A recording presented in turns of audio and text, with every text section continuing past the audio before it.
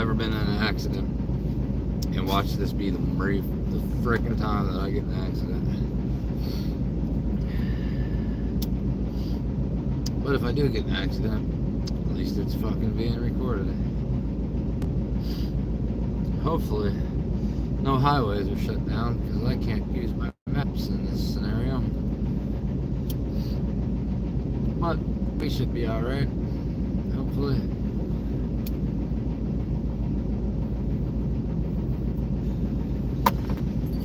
About to go wash a box truck in 20-degree weather. And the real feel, I think, is 10 or 11. So that's always nice.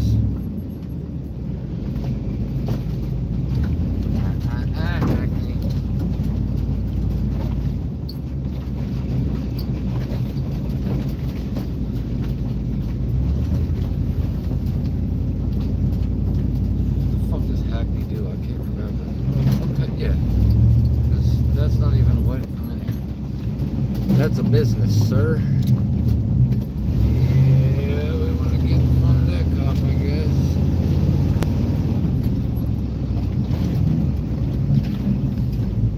And we are clear to go, baby.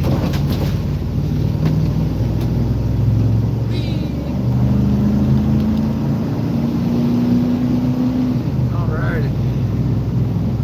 Fingers crossed, no highways are closed.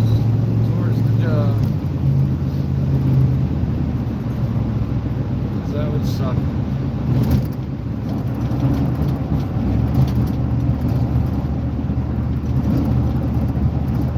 Oh, and my Pokemon cards come today. Hell yeah. I don't know if it's the 150. It's got to be the 151s. That's the ones I ordered first. Hopefully I get home before any snow happens, if snow does happen.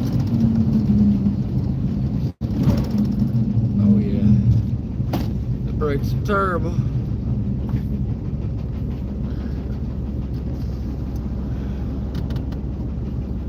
And no Mr. Officer, we're good to go. Question is it gonna get any more? I don't think so. I think it's supposed to get 3-4 days more. Little baby transit. Not often you see a black one. You usually see them white. He probably could have went, but he might be a little scared. I think he's a little scared. Oh no, he heard me say he was scared. I ain't never scared. Oh damn, 2 cops. That's the sound of the police. What the fuck? That's probably stolen.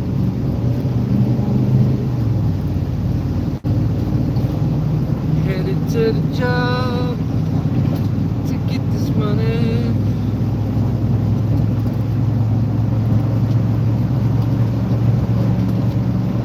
I'm carrying 225. I'm carrying 375 gallons of water right behind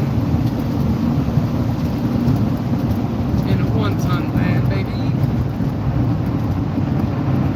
Got 402,000 miles. Same engine, same transmission. Not the same drive shaft though. Had about 90% of the front end redone.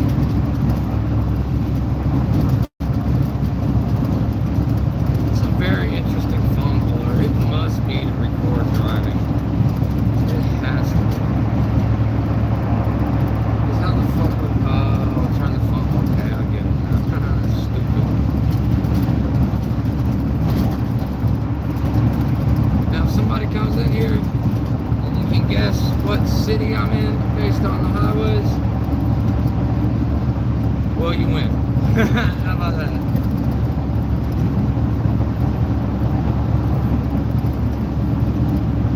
Fucking coolest week of the winter. Shit fucking sucks.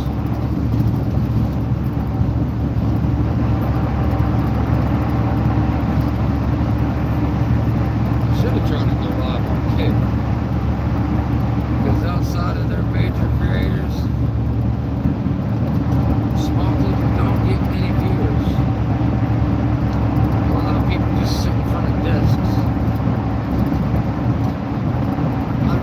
somebody go to work and live stream and somebody sits in front of the desk. I live stream working one time and the motherfucker was like, well, this is stupid. Why would we want to watch somebody work on a Saturday? I said, well, you're here. Got a message or something.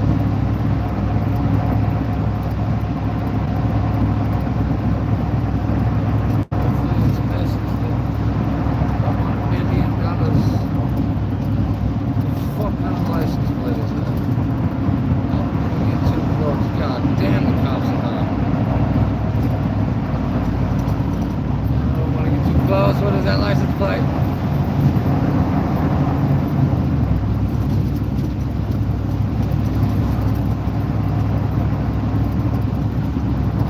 That looks like some good ass shit. Got a nice ass Lincoln Navigator on. I really want to know what that license plate is. I'm not a fan of tailgating. I'm already too damn close. That I have. I got terrible eyesight. I need a new prescription. North. What does that say? Jesus Christ. I'm sorry, guys. Water? It says water. They also have a license plate number, so that could be water. I'm not gonna make that joke.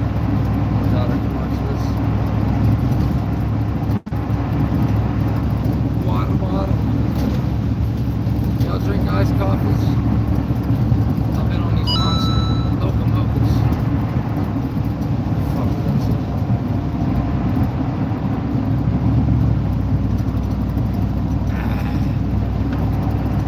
Yeah, them monster locomotives. Fire. A little bit of cushion coffee. Start the morning off right. Again, if you can guess the city I'm in, well, if you pay attention to the sign coming up now. But it appears I don't have anybody watching, which that's fine. A lot of people like to watch after it goes live. You know what? It might be private right now.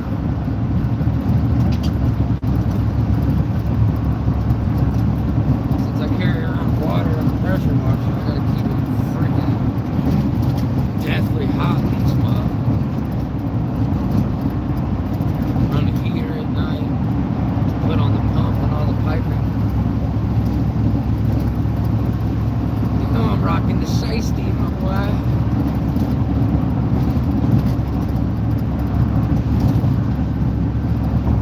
So I guess that license plate is water. That's all I could see. Definitely ain't from here though.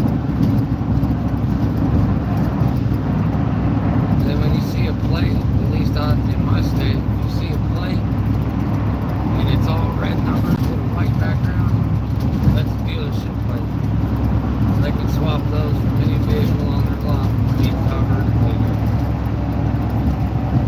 Pretty neat little thing.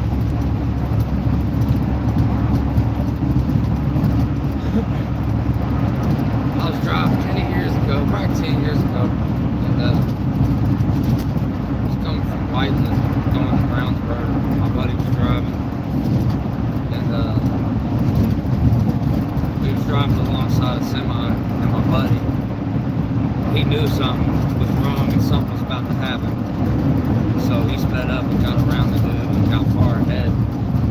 And I'd say probably when we got about 30, 40 yards ahead of him, his front right steer tire blew and he went off one of these edges, like right here, but there was no guardrail. And then he went down into an embankment, and then he went into some trees and broke a bunch of trees. My buddy wasn't going to stop, and I told him, I said, bro, you need to stop. I need to help these people. So he stopped. He didn't back up, which in a way I don't blame him. You don't back up on the highway, but I still ran probably a freaking quarter mile.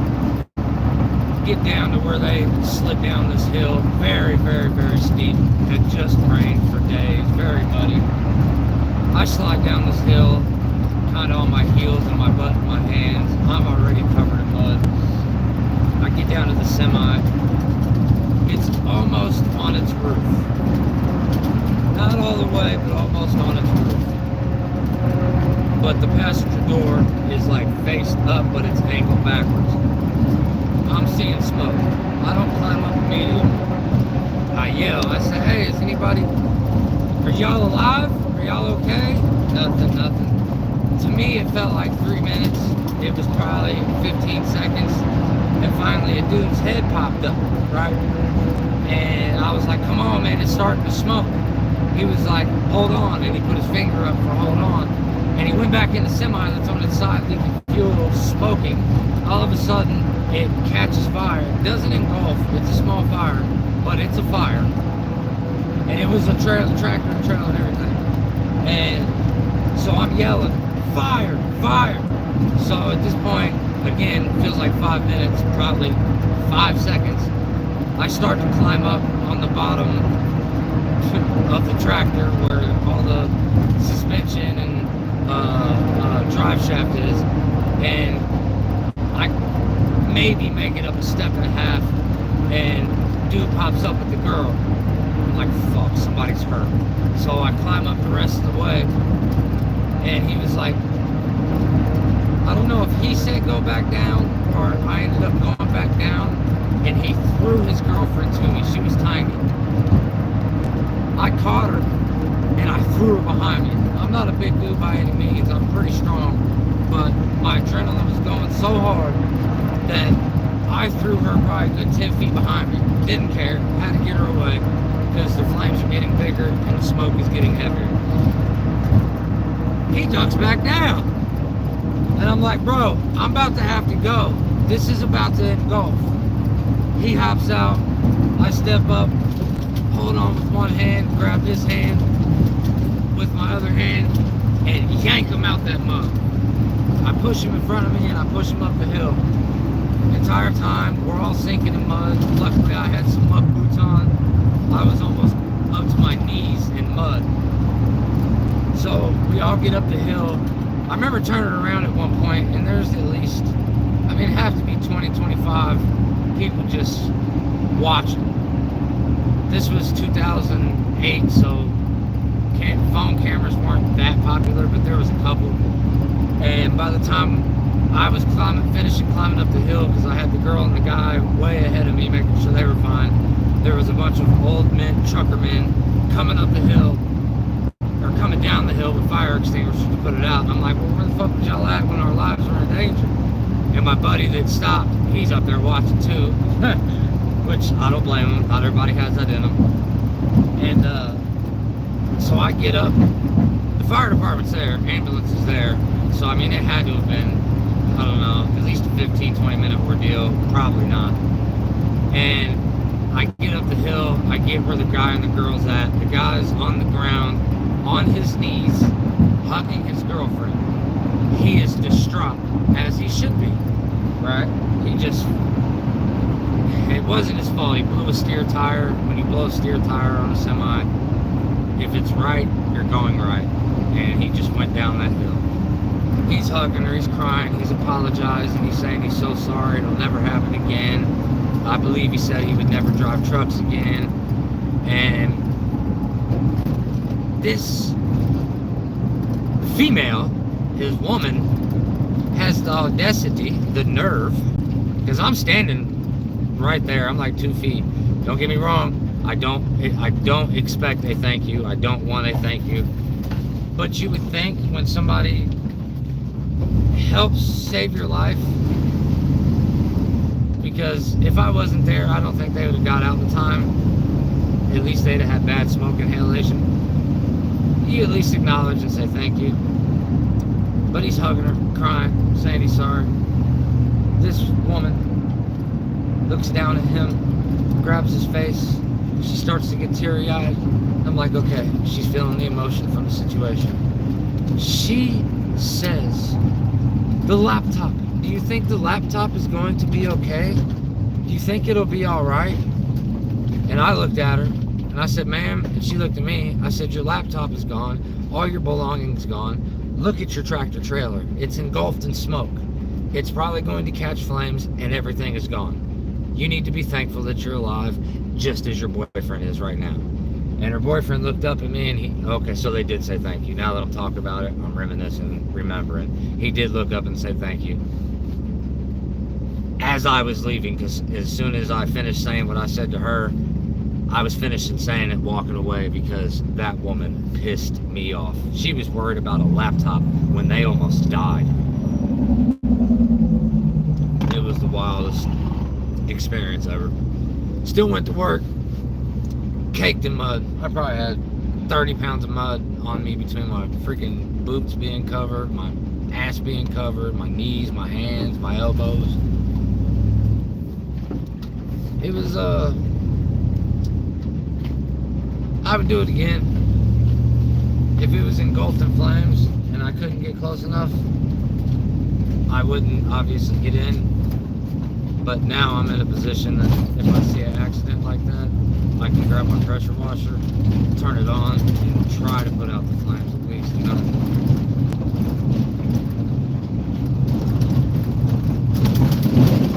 I'd be a cop, but I'm the F word. I'm a felon. I think being a cop would be so cool. I love adrenaline. I like helping people. And obviously, I think I'd be a good cop. You never know till you're in that position. I am a felon. But I haven't been in trouble with the law for over a decade. And I will not get in trouble with the law ever again. Unless it's for a couple little things, you know? But if anybody watched the drive to work, I appreciate y'all. I'm probably washing that box truck. Hopefully they moved it over here and it's not down here. It looks like it's down here. Fun. Alright, y'all. Y'all have a good one, man.